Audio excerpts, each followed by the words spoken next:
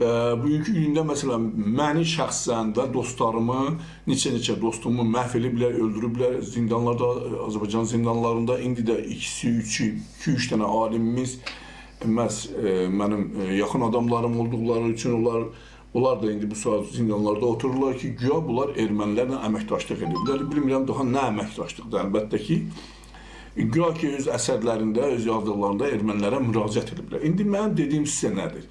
Yaxşı, deyirsiniz erməni düşməndir. Bəs mən sizə göstərəcəyim bəzi məsələlərdə, əgər düşməndirsə, nəyə görə bugünkü gündə